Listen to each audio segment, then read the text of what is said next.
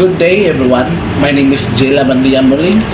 I am a second year college student in Southwestern University, Pinma, taking the course of Doctor of Veterinary Medicine from Section A2.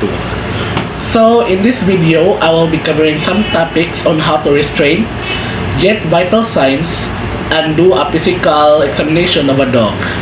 So as you can see here, this is my dog Fluffy Buns. He is a male dog. So first of all, let's dive to the proper restraining of a dog. Restraining the patient is very necessary and needs to be done carefully and responsibly in order to protect people from the one who is dealing with the patient. So the restraint that I am going to perform to my patient is lateral Reconvinces restraint. It is because my dog is a small sized dog. First thing to do in this is to reach over the dog's back and grab hold of the dog's foreleg and hind leg.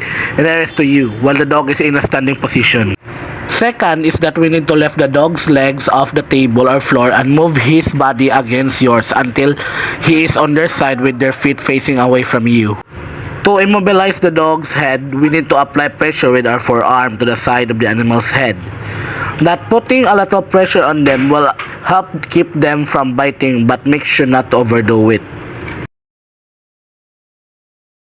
So there you have it. That is how you properly do a lateral recombency. Now moving on, it's time for the vital signs part.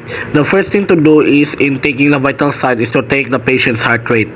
We need to count the number of pulses we'll feel in 15 seconds while holding our hands against the chest of the dog on the left side.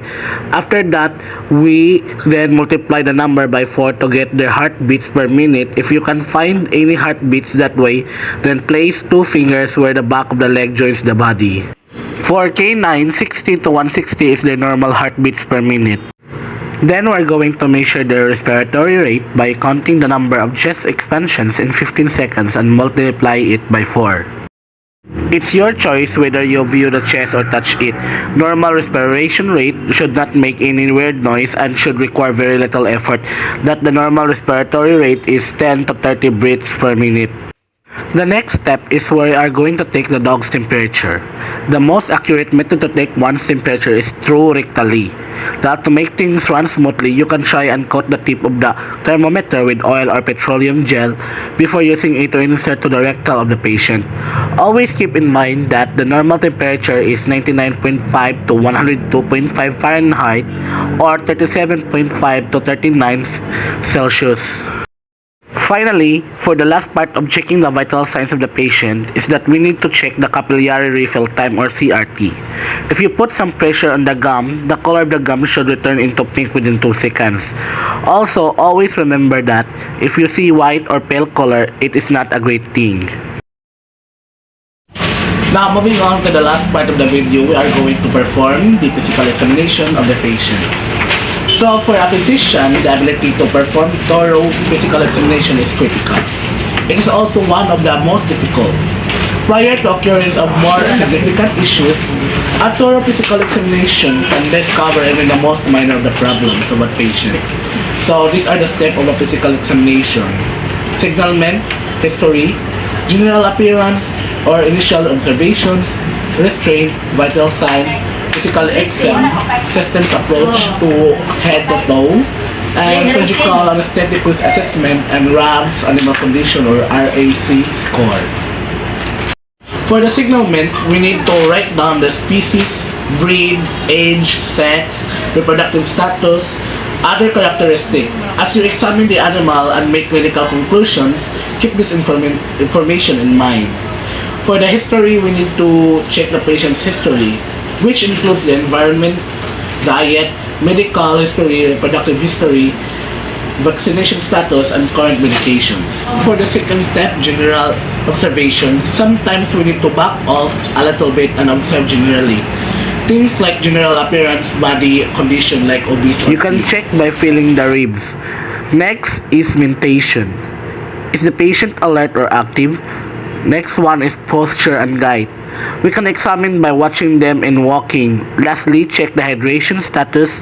We can simply check with elasticity of the skin and we report 3 levels which are adequate, marginal, or inadequate. On to the next step. For the vital signs, we only need to check these: body weight, temperature, respiratory rate, heart rate, and capillary refill time. Next, we need to do head to tail examination. For head and neck, we need to compare both sides of face and head for symmetry. Next, we need to check the eyes, nose, oral cavity, the ears, and lastly, the trachea. For the trunk and limbs, we need to check the body mass, limb joint, feet, nails, skin and hair coat, and the vertebral column. For thorax, we have to check cardiac oscillation to distinguish normal or abnormal heart sounds. Then we have to check respiratory rate or respiratory oscillation, depth, effort, character to distinguish normal or abnormal sounds. In abdomen, we need to check abdominal palpation by using one or two hands, begin at the spine and move ventrally. Lastly, we need to check external genitalia and perineum and of course, external parasites. Any physical exam result that could affect anesthesia or surgery must be examined by a vet or lead tech. And finally, RAVS, Animal Condition Score. These are the factors that considered or not for my dog is excellent because it appears to be healthy and well cared for. No care-related physical abnormalities, fitness, and no indication of parasite infestation. That would be all for the physical examination.